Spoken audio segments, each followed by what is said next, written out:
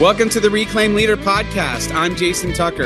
And I'm Jesse Skiffington. We're two pastors in the trenches who are passionate about church health for greater gospel impact. We share the ups and downs of ministry, strategies that worked for us, and some that didn't. Best practices and practical tools for church leadership. The goal, to help all of our churches flourish. Let's get started. See another sunrise, sing a little song. Hey everyone, welcome back to the Reclaim Leader podcast. It's so good to be with you here again. We are in June. If you're listening in real time, it's like full on summer, dude. Summer is the best. I love when we kind of start to finish up the school routine and then get into summer mode. Although it's funny because every time we get to like the end of August, I'm ready for the routine again. But ready for routine. Yeah. For now, a good break in routine is good. Exactly right. And welcome everyone listening. Welcome longtime listeners. Thanks for being with us on this journey. And welcome to all of you new listeners. We have a lot of new listeners, and I pray that this is helpful for you in your ministry. And if you ever have a question, please don't hesitate to reach out. Jason or Jesse at reclaimleader.com. I just had a conversation with someone from a church yesterday, and they just had a bunch of questions about staffing. They're like, how I see on your website for your church that you're staffed a certain way. How'd you do it?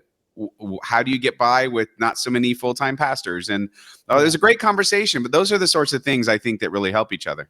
Yeah, for sure. It's so much fun talking shop, and I think it's mutually beneficial, which is why you and I enjoy doing it. Not only do we have to kind of think through our own process and why we do what we do, but sometimes we hear ideas that we're like, man, that's awesome. Let's try that. So yeah, we enjoy it. We get a lot out of it too. So don't ever hesitate to reach out because we love talking shop. Yeah. And I hope you guys have enjoyed the last couple of weeks where we had our interviews. We had the Broken Made Beautiful guests, and then we had Randy Gomer last week. And man, I totally used Randy's example in a sermon, by the way. I'm sure he's okay with it, but just the example of trusting, prayerfully discerning and then trusting on your next step. And the fact that he was filled with joy and peace, even making a decision that seems to all of us like, I don't know, why are you going to that church with like three people and no money and no building? But they felt a peace and a joy from the Lord. And it's the Holy Spirit always confirms that through the fruit of the Spirit, right? That's the evidence that we are on the right track. And some of these decisions, Jesse, are scary. And, I don't know, that old phrase, leadership's disappointing people at a rate they can accept. That's right. I still don't like disappointing people. Yeah. It's not why I got into ministry, to disappoint people, but that's right. You have to sometimes in order to lead. And that's really what today's episode is about. Yeah. Ruthlessly sticking with your why. And I felt like it needed the word ruthlessly in there because it's so easy to not do it. That's right. Yeah. And it's a good reminder for ourselves. Ruthlessly means without wavering. I mean, it's like, and in some ways, I don't know, ruthless. Are we a pastor? That's a tough pastor word. Because it's kind of a little combative, but sometimes you're going to have to fight for your why. You're going to have to really dig deep and hold on to it because there's so many competing voices and things that will pull you away from it. So I think it's a strong word on purpose. Yeah. And that's why your why matters. Your why matters when it's hard. It doesn't matter as much when it's easy, or not that it doesn't matter, but it really matters when it's sort of hard to make decisions. But I will say this, what I've discovered in ministry is that if you stick to your why, making decisions becomes much clearer, and it helps you avoid making decisions based on pure emotional reaction, which is sort of the worst way to do it. Is if you're just worried about upsetting people, which I have a tendency to be. I'm always drawn back to the why. And I'm like, oh yeah, that's it anchors. Why. I think we're going to get into this, but it kind of anchors us, right? And I think emotions have a way of clouding our judgment. Emotions make sound discernment and listening well and hearing God's voice. I mean, it just clouds stuff and makes it more challenging. So I think our emotions are going to come and go. There's going to be highs and lows. But if we can have like a plumb line or a true north that we're pursuing, it can help us in emotionally intense situations or in complex decisions and all the things that come at us in leadership. So I think this is a crucially important conversation. Yeah. All right. So I'm going to get into what's going on at my church, and I feel like I can do this safely now. I've waited a couple of weeks on this because Nice. when this airs, it will be 2 days after it is announced at our annual meeting where I talk about vision and everything. It's a big change that is being proposed for the fall regarding our worship schedule. So, to give a little context for those maybe you're sort of newer to the podcast, the driving force behind our church for the last 13 years has been around our mission and vision, which it's timestamp almost 12 years ago.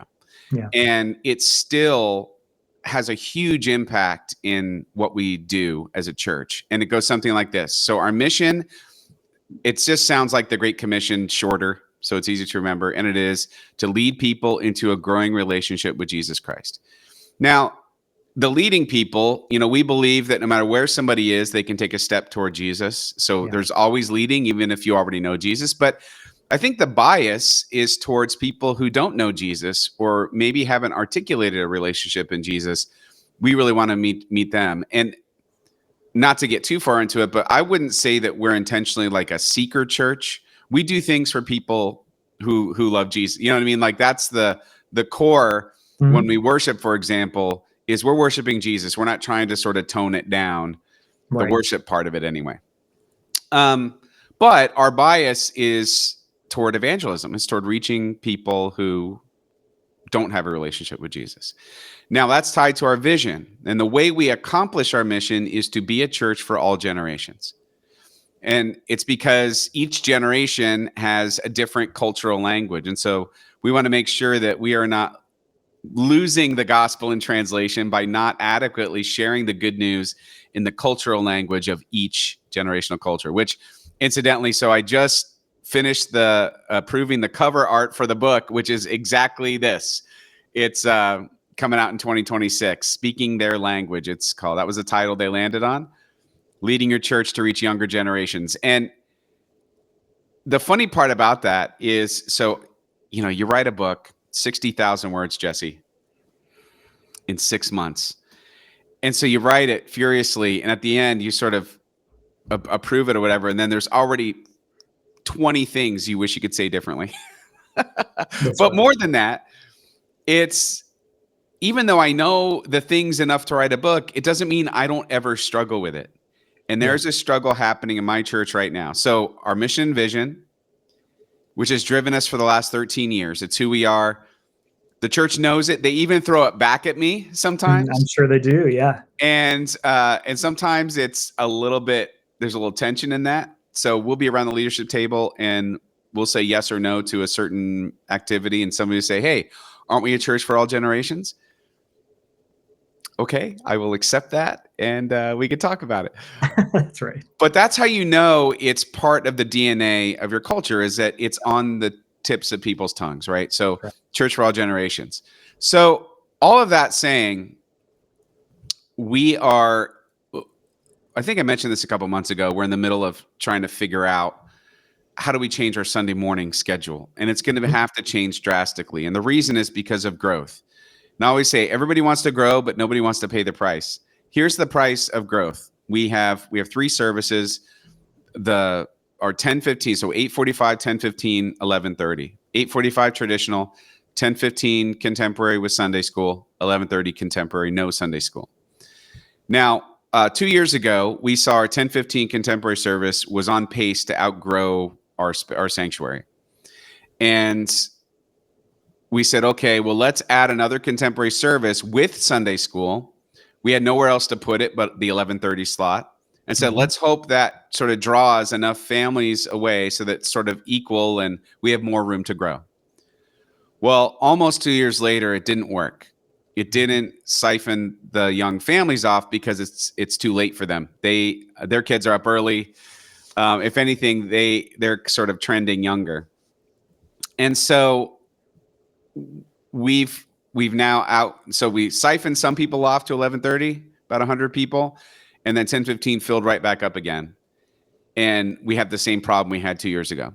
But now it's actually a problem because now the word on the street is 10:15's packed. Oh, there's no room there. And what happens is people will just sort of stop coming, or stop trying if they feel uncomfortably packed in. They'll do it for Easter. They'll do it for Christmas Eve. They'll do it every once in a while, Confirmation Sunday or something, but they won't do it every week, or at least it's a factor. They won't do it on June 22nd for no reason. Right. Yeah. Well, yeah. So all of this to say, it comes down to a problem that say the only way to optimize our schedule for the growing edge of our church, which are mostly young families and contemporary worship. The only way to do that, you got to have 2 hours of Sunday school, and we got to change it. We got to optimize the morning for those two services. So we're going to have to put that 11:30 service earlier. Now, how do you fit it all in? A big change. So here's the change that we're looking to make in the fall. 9 a.m. contemporary, 10:15 a.m. contemporary, both with Sunday school, 11:45 traditional. And this is going to cause conflict. It's going to cause a lot of emails. It's going to cause a lot of complaining. Listen, there are two different groups that I'm nervous about. It's the traditional crowd, of course, because that's a big change for them. Although there are many who have indicated 8:45 is too early. It's hard to get up and get going. Yeah. There are some who are going to like that change. But I'm also worried about the 11:30 contemporary worshipers who, in the last 2 years, that's become their service. Mm-hmm. And I will say, it's attracted young adults to that service. Not a ton, but you notice them. There's more per capita in that service of young adults than in others. And the things we hear is, hey, it's not so crowded. Hey, we kind of like that. We sort of like having space. We like that it's a little later. So I'm kind of worried all around of all the people that we might disappoint. But here's where all of this comes back to ruthlessly sticking to your why. Is if we're going to continue reaching people, we need to make this change, or we'll just have no room to keep reaching them. So either we intentionally say we refuse to grow anymore, or we make people who are already in the room a little uncomfortable with asking them to change their worship time. And we went round and round on this. We had a team look at this, a task force look at this. We looked at all different ways to do it. We looked at different parts of the building. We looked at staggering services. We looked at everything. And we had to factor in things like the parking lot and the use of the sanctuary and all of that. And this is what we ended up landing on. And as hard as the emotions around it will be for a season, it's a no-brainer when it comes to the why. We want to keep reaching people for Jesus. We want to keep leading them into a growing relationship with Jesus. And it is intentionally a way that we are being a church for all generations. Mm-hmm. So that's what's going on. And I got to tell you, I could say all the right things. It's totally different when you're going through it. It's totally different when you're trying to figure it out. And I kind of wanted to encourage our pastors that, because I hear from people all the time, like, oh man, you guys got it all figured out. And, because we talk about it every week, they think that we execute it 100% with ease. And it's not easy. It's tough. Yeah, it is a challenge to keep moving forward and to keep that edge where you're willing to ask the hard questions to move toward the vision and mission, because it's not comfortable. And it'd be probably a lot easier just to continue to do what you're doing the way you're doing it and have what are really good outcomes right now, but that are getting in the way really of the true why, or the mission, the reason for which you're there. And I think every season of a church, there's sort of a snapshot where we take and we go, we could lean back and be content with this. And we should be in some ways. We go, God, thank you for what you're doing. And thanks for all the ways that you've grown us, or what you're doing in our midst. But then there's this piece of the continued work of the church, or like the moving toward the vision and mission. So be almost just like there needs to be a contentment, but what we're not satisfied. We're glad for what God is doing, but we want to continue to push into the mission he's given us. And I think those are the tensions that you're wrestling with. Wow, look at these amazing things that have happened. But how do we not become satisfied and then stale and stagnant around where we are now? Because that's what we don't want to have happen. Right? We want to keep moving forward toward our vision and mission. So I think it's really important, Jason. I can't wait to see what's going to happen. So we're recording this ahead of the announcement. Yeah. So we don't know how it went. We don't. Yeah, we So don't this is know going the to air angry 2 days conversation after. that somebody had with you after the announcement. So maybe we need to circle back around, in real time after, because I wonder if some of your fears will be realized. People are going to be mad, or if people go, yeah, I get, it's not ideal, but I'm on board with the mission. Let's do it. And others that are like, all right, just tell me when I'm supposed to be at church and I'll be there. Right. So you're going to have a whole range of reactions and things. So be curious to hear kind of how it goes. But what I love about the decision-making process and what was behind it was this commitment to the vision and mission. This is why we are doing this, because it's going to serve that well. And if we ever lose sight of that and come up with other reasons for doing the things we're doing, it's not going to lead us where we want to go, or where God ultimately wants us to go. That's exactly right. And for me, if I'm being honest, since the pandemic, I'll say, in some ways, it's not that it's been easy, but it has been pretty conflict free. Yeah. And to willingly go into a place again where there's going to be some conflict, I really don't want to do it. Go pick a fight, Jason. People are happy. It's like, but I can't let it go. I feel a burden.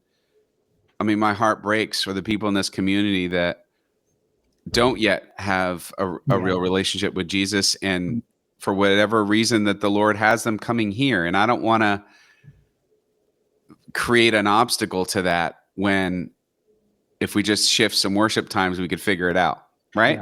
Yeah. And I always use the language of experiment too. I just say, hey, look, it's an idea. This may fall on its face, and we can't get enough families to go to 9:00, and then the whole thing collapses. And then I don't know what we do next, but worship times weren't written in stone with the 10 Commandments. I mean, we could change those. For some people, it was literally written in stone inside of the face of their signboard out front. You ever see those where it's literally carved into a piece of wood or a sign or something? You're like, wow, 10 a.m. forever, I guess. Yeah. Well, you know what we did? We put up banners over those. Yeah. There you go. And they've changed like 4 times. But yeah, I mean, I think what you're saying is there's nothing out of bounds related as far as our methodology. What we believe about who Jesus is, about the words of Scripture, those things do not change. But the method, the way in which we live out our life and community around our worship times and our programs or activities or things, those things are all up for what's the best way to do it now. And I think that's where sometimes we cement around strategies instead of our vision and mission. Worship times are a strategy to help accomplish your vision and mission. They are not the vision and mission, right? So anyway, so I love that you guys are doing this, and I think a little disruption is healthy. There's a book called Surfing the Edge of Chaos, and if we get too stuck and stagnant and there's not enough going on, we can begin to really cement and become institutionalized, and we have to kind of protect against that. And so, yeah, it's an experiment. It's an idea. We try things and let's see what happens. And if it doesn't work, we'll try something else. I mean, I love that posture, because it's also humility to not be like, we know the answer and this is going to work and whatever. So I love it. It's good stuff. So our steps that we follow, just, in case pastors are like, okay, well, how did you sort of get to this point? Again, just kind of prayerfully discerning together as a leadership team that we knew it was something that we needed to address. Then informing, we have an elder board called the Session in the Presbyterian way of doing things. So told the elder board, hey, this is coming. We got to figure this out. Let's put a task force together. Task force worked for 3 months. Not a ton of meetings, but plenty of conversation about it. Then I spoke individually with the people who are going to be most affected if the change went through. So like our director of traditional music, director of contemporary music, folks who were sort of key to those services. We had conversations about that. Then next step, going back to session with the recommendation of the vision team, hammering that out, deciding yay or nay. And then at our annual meeting, then I always do a vision piece. So, on the day of the annual meeting, that morning, doing a vision sermon that ties everything we're doing together, not just worship times, in, sort of what we're looking ahead to in this next year. Then at the annual meeting, unpacking exactly what that is. Then at the meeting, I'm offering a Thursday night. So when this airs, it'll be 2 days from now. a Q&A town hall style meeting in Yeah. our sanctuary that evening Right. for anybody, just talk it to the ground. And then I'm going to get in front of a couple of groups intentionally, a couple of small groups, and I'm going to just go in and answer any questions and talk about that and talk up the mission. So there's a plan, and it started. Honestly, it started 2 years ago when we saw that we were going to fill up that 10:15 service. But it's been it didn't just happen overnight. It's taken a lot of thought, and we've thought about a lot of different things. Yeah, I think the Q&A has served us so well, and I'm glad that you're doing that. And I think we've talked about this many times, but just giving the people the opportunity maybe to share their grumpiness, but really to ask questions that maybe you've already asked in your process, but they weren't a part of those conversations, so they don't know. And so being able to show your work and be transparent and have a Q&A, and if it's a physical change you're making around your campus, to walk people through and do a tour, or you're going to be walking them through the morning, I would imagine, and here's what it's going to be like. Can you imagine, as people are coming in, we have Sunday school at this time, and then as the morning's wrapping up and the organ's going in the sanctuary and our young families are heading out, they're glad that there's this service that's happening next for our traditional folks. I mean, so there's vision all around this that is serving the overall direction that the Lord's leading you guys in. And so, yeah, people are going to have all kinds of reactions, but creating space for that conversation, I think, is a wise way to go. And approaching it in the language of celebration. We're actually celebrating this. It comes with its hiccups for sure, but this is something to be celebrated because it's not what we see in the church. Here's a question you will certainly get: What are some of the unintended outcomes that might happen from this change? What are some of the unintended consequences? Blah blah blah blah blah. And you're like, I don't know what those are. But I don't know. Yeah. We try to think ahead, and we try to think of all those kinds of things. What are some that you think might be out there? And then let them say their piece and go, oh, interesting. Thanks for sharing that. So, anyway, I can't wait to hear how it goes, Jason. I'm sure it's going to be awesome. It's always great when it's somebody else sticking. Yeah, this is great. I'm going to sit down. No, but anyway, I was thinking about this a lot because I was thinking about my own emotions. Mm-hmm. And every time I was thinking, well, maybe we don't have to change everything. That's right. I would have these thoughts, and what kept drawing me back was the why. Yeah, totally. So I'm gonna tell the Lord, sorry, Lord, it's very inconvenient for people. Yeah. And so therefore we're not going to have room to physically put any new people at the service, that they're coming to. So yeah. And I know some people will be like, well, aren't you just bending to the culture? Isn't it just sort of like consumerist? Okay, fine. But isn't it all, if you're talking about people have preferred worship times? Okay, so everybody's a consumer. I get that. I don't know. It's tough when I'd like to meet people more than halfway when they're searching. Yeah, I think there's a different way of thinking about the consumer piece. How do we serve people well and set them up for success for where they are in life and faith? So it's about serving people and how do we create an environment where people can come and connect their heart to God's heart and have their kids be in Sunday school. And so how do we serve each other well, I think, is a good thought process. And if it's a consumer thing, then okay. Yeah, there is something real about that. People are going to pick what is going to work for them. But really, it's about setting our people up for success and setting our young families and the next generation up for success, which ties back to your mission, right? Yeah. It's a church for all generations. We're going to do this in order to pass the baton of faith. And I think that's a powerful message. This is a powerful why right there for the change. And no guarantees that it's going to work perfectly. No. But it won't work perfectly. I'm sure. Won't, right? And you'll have to adjust along the way and evaluate along the way and do those things that I know you'll be doing. What are a couple other things that you want to throw in the mix as we're thinking about why? Yeah. How do we stay ruthlessly close to our why and keep that in view? I was thinking about a few principles that have been driving me through this. I think number one, if your why is easily bent, it's probably not strong enough. And I do think it's important, it's one thing to say, we believe in the Great Commission, but I actually think the leaders of your church and the church need to wrestle what that means Wrestle that to the ground. What does that mean for our context? Yes, of course, we go into all the world, make disciples of all nations, baptizing them in the name of the Father, Son, and Holy Spirit. We get it. But what does that actually look like for us? And that's why we really needed to nail that down with the language of generations.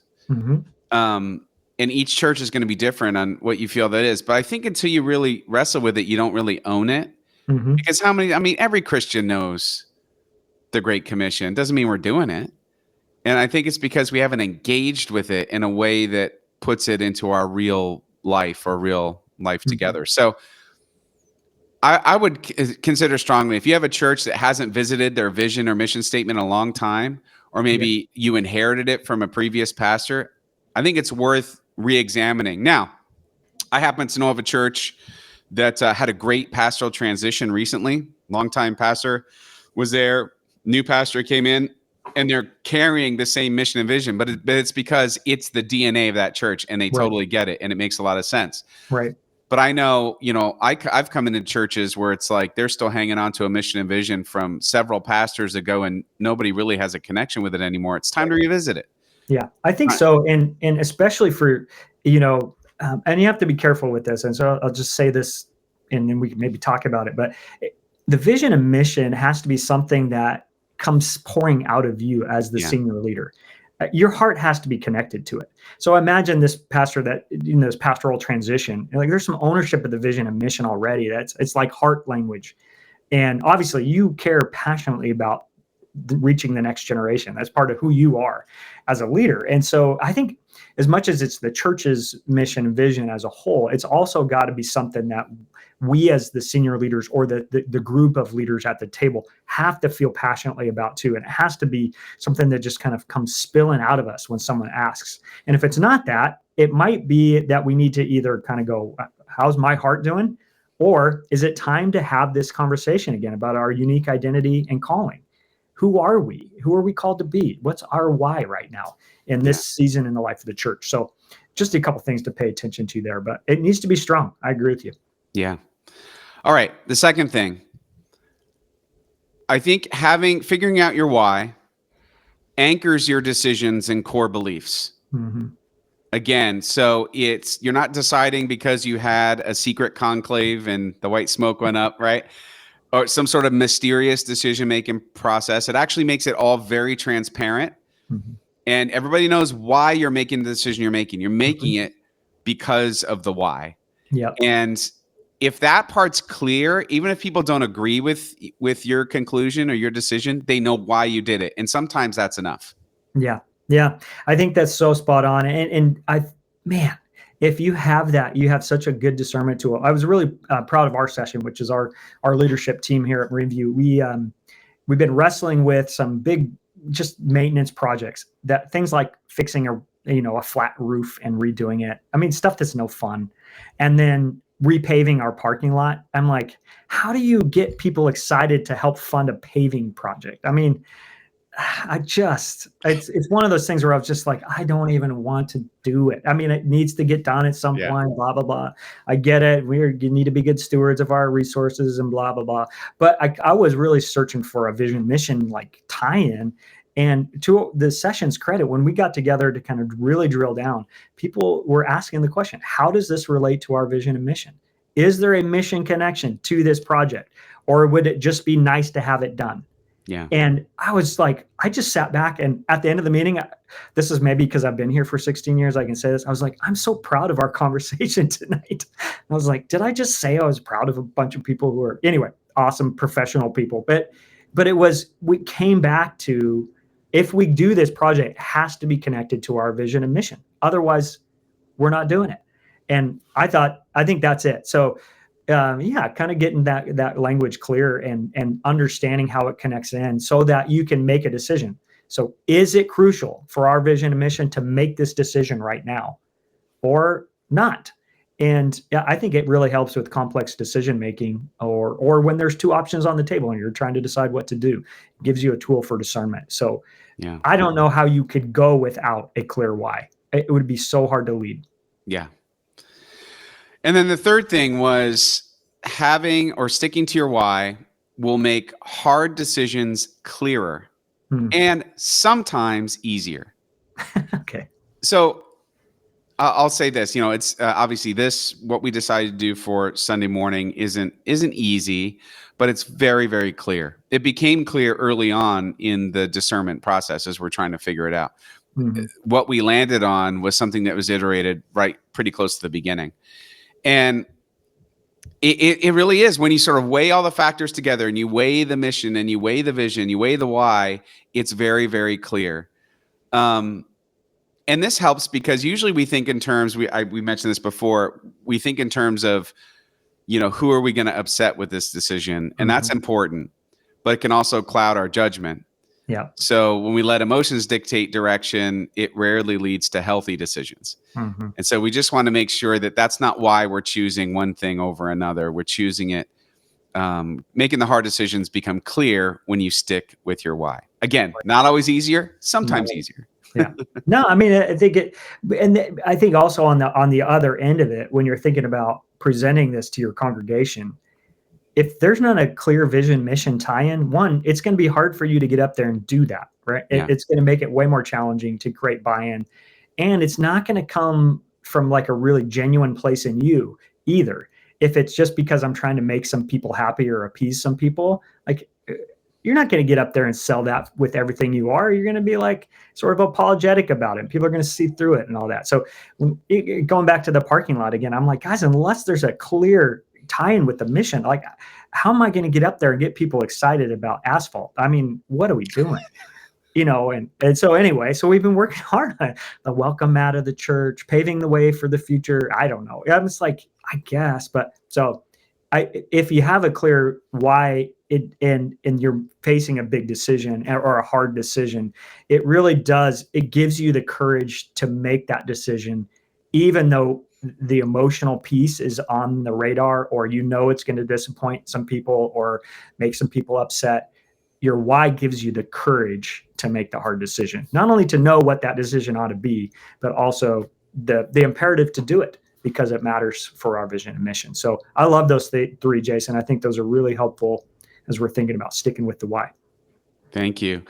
And yeah, this episode, it's just so funny. Some episodes were just really like, bam, bam, bam, bam, points, and here you go. And here's the wrap up, and hopefully it helps your church. But this is one that I'm just wrestling with in real time. So it feels a little messier, but that's kind of leadership, right? So I got an office here. We have an empty office right at the moment. We're going through some staff changes. And so if it goes sideways for you, Jason, you come hang out. I got a place to land? Yeah, you got a place to land. All right, good. Well, thanks everyone for listening. I hope it's helpful for you to sort of, I'm always a little nervous, sort of lifting the hood and of what's going on in my church. But I did it today because I thought maybe there's another church out there that's either maybe you're waiting to make a decision because you're worried about how it's going to be received, or maybe you haven't really kind of coalesced everything under a why and you see its importance, but I just hope it's helpful to you. Yeah. And anything else before we kind of sign off, Jesse? No, I just encourage exactly what you're saying there. And, it's just really important to be able to get traction and do things. And I think if there is a decision that you feeling strongly about, there's a why that we're pursuing, and I have some hesitation about this change, you maybe be curious about that for yourself. Why am I holding back? What's going on in me that's preventing us from moving forward? And, sometimes the question that I ask myself is like, 3 years from now, what will I wish I had done right now? Then I don't have to do it again later. I mean, you guys are pulling the trigger on a really hard decision about changing your worship schedule now, and you won't have to be thinking about it for 3 more years. Yeah. You're going to live into it and see what happens, but it will have been done. And then you can move on to solve the next problem or to work on the next challenge. So I think go for it. Now is always a good time. Someday is never, is what it comes down to. Yeah. All right, everyone. Hey, thanks for listening. And as always, we say it around here because we mean it. Ministry is hard. It is so much better when we do it together.